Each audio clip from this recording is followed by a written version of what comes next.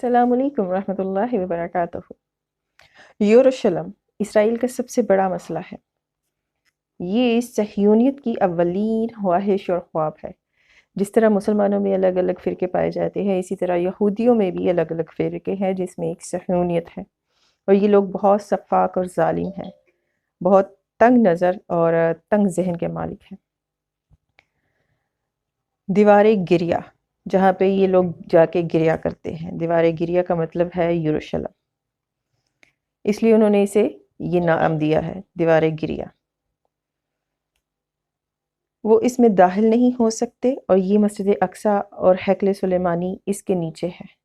یعنی جو مسجد اقصی ہے اس کے نیچے ہیکل سلیمانی ہے۔ مطلب یہ کہ وہ اس دیوار پر رو رہے ہیں، لیکن دیوار کے پیچھے وہ اصل میں الاقصی اور یروشلم کے لیے روتے ہیں۔ ہیکل سلیمانی الاقصی کے نیچے ہے۔ صہیونیت میں ان کے عقیدے کے مطابق ایک دن وہ الاقصی کو تباہ کر دیں گے اور ہیکل سلیمانی کو دریافت کر لیں گے، اور ہیکل سلیمانی کے بالکل سامنے ایک قبرستان ہے یہودیوں کا، اور یہودیوں کا ماننا ہے کہ وہ لوگ اس قبرستان سے دوبارہ زندہ کیے جائیں گے، اور جب دوبارہ زندہ کیے جائیں گے اور ہیکل سلیمانی پہنچیں گے اور یہاں زمین پر جنت میں رہیں گے، یعنی کہ جب وہ دوبارہ وہاں سے زندہ کیے جائیں گے تو پھر وہ ہیکل سلیمانی پہنچیں گے۔ جب وہ الاقصی کو تباہ کر کے وہاں پہ ہیکل سلیمانی تعمیر کر لیں گے تو اس کے بعد وہ وہاں پہ رہیں گے جنت میں، وہ دنیا پر حکمرانی کریں گے۔ یہ ان کا خواب بھی ہے اور خواہش بھی، اور اسے پورا کرنے کے لیے یروشلم اہم ہے۔ جب وہ یروشلم پر حملہ کرتے ہیں، جیسا کہ وہ ہر روز کر رہے ہوتے ہیں، اس کو تباہ کرنا چاہتے ہیں، وہ چاہتے ہیں کہ الاقصی کو تباہ کر دے مکمل طور پر، جو کہ انشاءاللہ کبھی ان کا خواب پورا نہیں ہوگا۔ وہ الاقصی کو گرا کر ہیکل سلیمانی کو تعمیر کرنا چاہتے ہیں، وہ دنیا پر حکمرانی کرنا چاہتے ہیں، اس لیے وہ مسلمانوں کی نسل کشی کر رہے ہیں اور مسلمانوں کو مار رہے ہیں۔ وہ اپنے بچوں کو مسلمانوں کے خلاف تعلیم دیتے ہیں، تربیت دیتے ہیں، ان کی تربیت کرتے ہیں مسلمانوں کے خلاف، کہ ان کا یہ عقیدہ ہے کہ یہودی اپنے ہم مذہب کو قتل نہیں کر سکتے، لیکن اپنے ہم مذہب کے علاوہ وہ باقی سب کو قتل کر سکتے ہیں، ان پر ان کا حق ہے، ان کے خون پر ان کا حق ہے۔ اگر وہ مسلمانوں کو قتل کرتے ہیں تو وہ اس کے لیے باعث ثواب ہے اور اچھا کام ہے۔ وہ باقی سب کو اپنے سے کم تر سمجھتے ہیں یہودی، وہ سمجھتے ہیں کہ ہم جو ہے وہ اللہ کے خاص بندے ہیں، ہم اللہ کے نعوذ باللہ بیٹے ہیں، اور جو باقی لوگ ہیں دنیا میں، جو باقی مذاہب ہیں، وہ ہمارے غلامی کے لیے پیدا ہوئے ہیں، وہ ہماری خدمت کے لیے پیدا ہوئے ہیں۔ سو اپنے ہم مذہب کو چھوڑ کر باقی سب کو وہ لوٹ بھی سکتے ہیں، ان کے ساتھ جو چاہے سلوک کر سکتے ہیں، یہ ان کا ماننا ہے۔ اور وہ اپنے بچوں کو پوری طرح تربیت اس چیز کی دیتے ہیں کہ وہ جو